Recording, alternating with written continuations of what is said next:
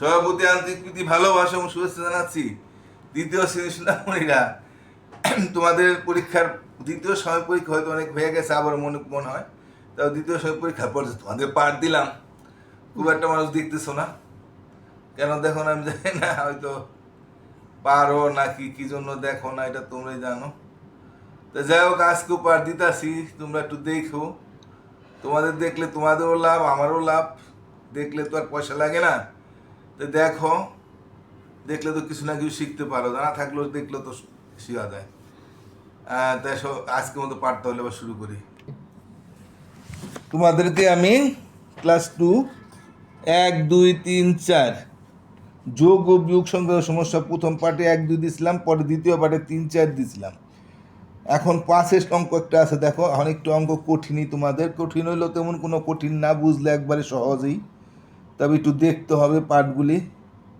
জানি না তোমরা ঠিকমতো দেখতেছো না কেন, কারণ একটু জটিলতা আছে, একটু দেখা উচিত। আর তোমাদেরকে অন্য কেউ শিখাইতে পারলে তো শিখাইলো, তাও তুমি একটু দেখতে আর একটু ভালো হইলা। নিচে একটি বিদ্যালয়ে বিগত 3 বছর শিক্ষার্থী ভর্তি চিত্র দেওয়া হলো। মানে 3 বছরে একটা বিদ্যালয়ে কতজন করে ছাত্র ভর্তি হয়েছে সেটা এখানে দিছে। এখানে প্রথম বছর উপরে আছে 123, অর্থাৎ প্রথম বছর 123 জন ভর্তি হয়েছে। 123-এ তার স্তম্ভটাই পর্যন্ত আইছে, যেহেতু কম। দ্বিতীয় বছরে দেখা যাইতেছে 155 জন ছাত্রছাত্রী ভর্তি হয়েছে। হ্যাঁ, দ্বিতীয় বছর। তৃতীয় বছরে গিয়ে দেখা যায় 209 জন ভর্তি হয়েছে, অর্থাৎ দ্বিতীয় বছরে প্রথম বছর থেকে দ্বিতীয় বছর আরও বেশি করছে, তার জন্য স্তম্ভটা একটু বড় হয়েছে। তৃতীয় বছর আরও বেশি হয়েছে, তাই স্তম্ভটা আরও বড় হয়েছে, 209 জন। তো প্রথম বছর ভর্তি হলে 123 জন, দ্বিতীয় বছর 155 জন, তৃতীয় বছর 209 জন, অর্থাৎ আস্তে আস্তে ছাত্র আরও বেশি ভর্তি হইতেছে। তাহলে এখানে বলছে ক সবচেয়ে বেশি ভর্তি হয়েছে কোন বছর? তা তৃতীয় বছর সবচেয়ে বেশি ভর্তি হয়েছে না? এই তৃতীয় বছর তো 209 জন ভর্তি হয়েছে।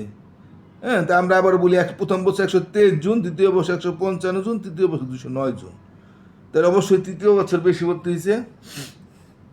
এবার খ নম্বরটা কি বলছে? প্রথম বছরের তুলনায় তৃতীয় বছর কতজন বেশি ভর্তি হয়েছে? তো প্রথম বছর ভর্তি ছিল 123 জন, আর তৃতীয় বছর ভর্তি হয়েছে 209 জন। তাহলে এই প্রথম বছর তৃতীয় বছর কতজন বেশি ভর্তি হয়েছে, এটা কি বিয়োগ করলে পাওয়া যাবে? কারণ তোমার প্রথম বছর যদি মনে করো 5 জন ভর্তি হইতো, আর তৃতীয় বছর যদি 7 জন ভর্তি হইতো, তাহলে এটা বছর 5 জন, প্রথম বছর 5 জন, আর তৃতীয় বছর 7 জন, তাহলে 2 জন বেশি ভর্তি হইতো না? বিয়োগ করলে পাওয়া যায় না? কিংবা প্রথম বছর যদি 500 ভর্তি হইতো, আর তৃতীয় বছর 700 ভর্তি হইতো, তো 500 থেকে 700 বিয়োগ করলে 200 জন বেশি ভর্তি হইতো, তাহলে বিয়োগ করলে পাওয়া যায়। এটা বিয়োগ করে আমরা দেখবো। আমরা একটু পরে খাতা কলম নিতেছি।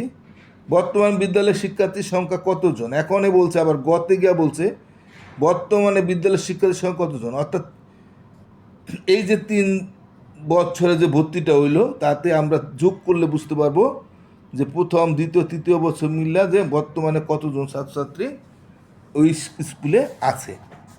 মনে করো এই স্কুলটা 3 বছর ধরে প্রতিষ্ঠিত হয়েছে, আগে ছিল না।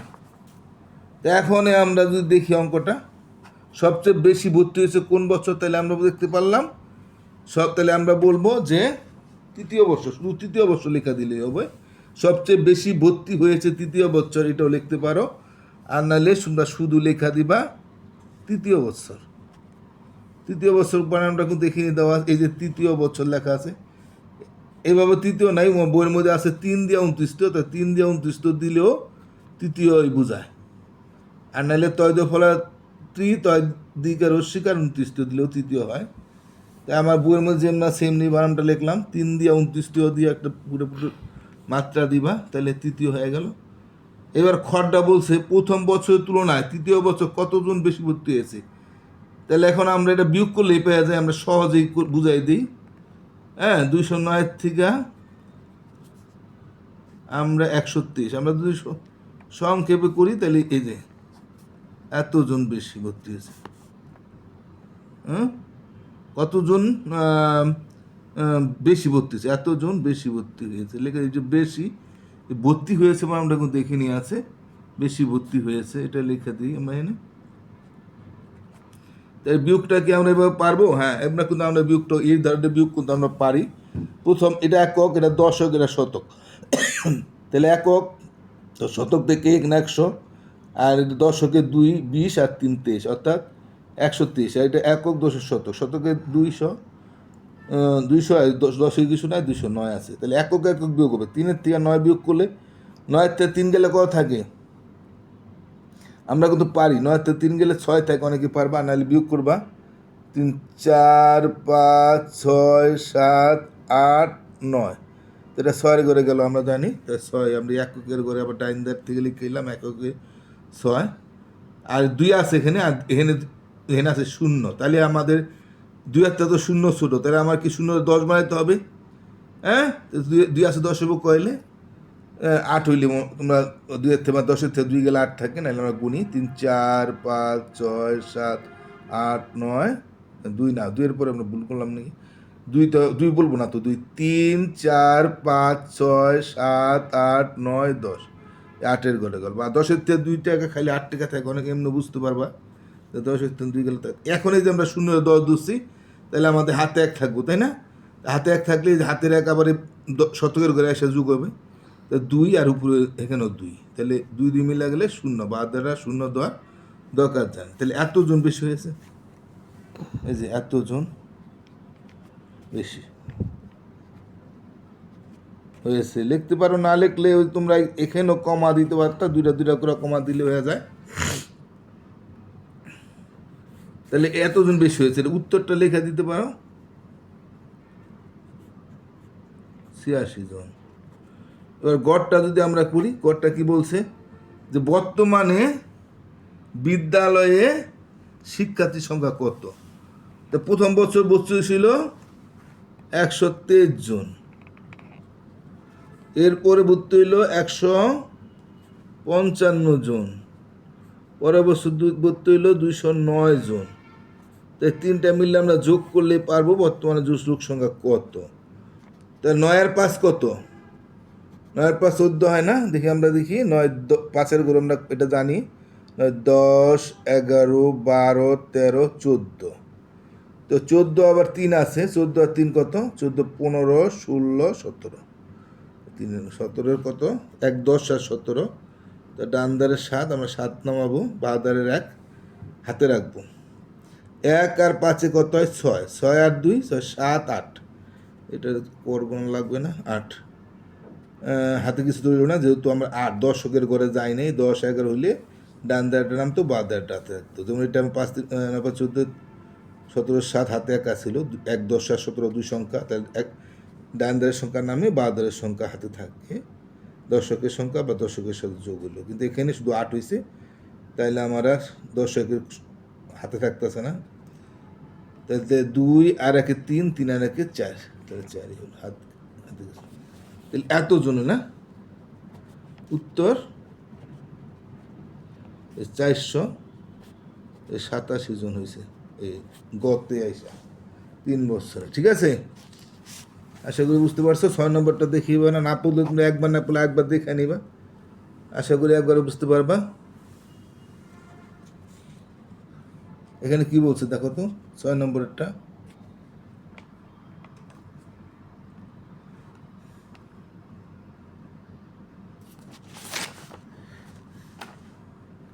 ছয় নম্বরটা বলছে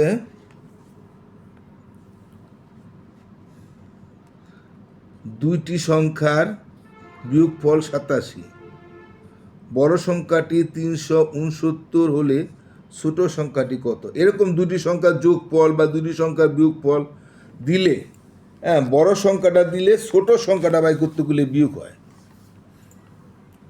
তো দুটি সংখ্যার বিয়োগফল এত না, বড় সংখ্যাটি এত হলে ছোট সংখ্যাটি কত?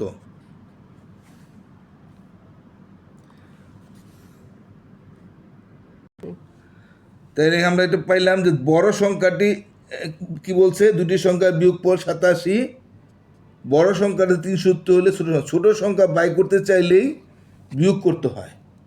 এরকম দুটি সংখ্যার যোগফল হোক আর বিয়োগফল হোক, ছোট সংখ্যাটা চাইলে কি করতে হবে? বিয়োগ করতে হবে। তাই এটা ছোট সংখ্যাটি কত আমরা বিয়োগ করি, ছয় নম্বরটা দেখি, বড় সংখ্যাটা হইল 369। তারপরে দুইটি সংখ্যা বিয়োগ পর 87, তাহলে এই 87 বিয়োগ করলেই আমরা ছোটো সংখ্যাটা পেয়ে যাবো। তা 27 9 কইলে 7 8 9 2 হইলে এটা আমরা সহজে বুঝতে পারি। 28 6 ধরুন 16, 28 16 8 হইলে অনেকেই জানে। 28 6 16 ধরলে 28 16, আজকে যেহেতু পুটে ছোটো তাই 6 16 ধরতে হবে। 8 9 10 11 12 13 14 15 16, যে 8-এর ঘরে, তার মানে 8 হইলে হাতের হইলে 1 1 আছে 3 হইব 2 হইলে 3 থেকে গেলে 2 থাকে। তাই ছোটো সংখ্যাটি আমাদের এত। হ্যাঁ, এটা আমরা বিয়োগ করলে পাই, অথবা যদি তুমি একটু লেখা করো, একটু লিখতে পারো প্রশ্ন মতে ছোটো সংখ্যাটি, এটা লেখা দিতে পারো প্রশ্ন মতে ছোট সংখ্যাটি, প্রশ্ন মতে ছোট সংখ্যাটি 282। হ্যাঁ, এবার একটু প্রশ্ন মতে লেখা দিলে ভালো। উত্তর 282। তা ঠিক আছে, আজকের মতো আমি এখানে শেষ করে দিই। আজকে দিলাম, পাটটা বড় করলাম না। এত করে দয়া করে তোমরা আমাদের চ্যানেলটা যারা সাবস্ক্রাইব করো না, একটু সাবস্ক্রাইব করবা। দয়া একটু লাইক ঠেক দিও। কেন লাইক দাও না বললাম না, একটু আমরা তো এটাই চাই, একটু লাইক, পছন্দ একটু লাইক আর সাবস্ক্রাইব। তাহলে সবাই ভালো থাকো, আর নিয়মিত পাঠটা দেখো, তোমার লাভ হবে। আর আমরা পাঠ দিই তোমাদের দেখার জন্য, তোমরা যদি না দেখো তাহলে কোনো সার্থকতাই থাকে না। তো ঠিক আছে, আজকের মতো শেষ করি, সবাই ভালো থাকো, টাটা।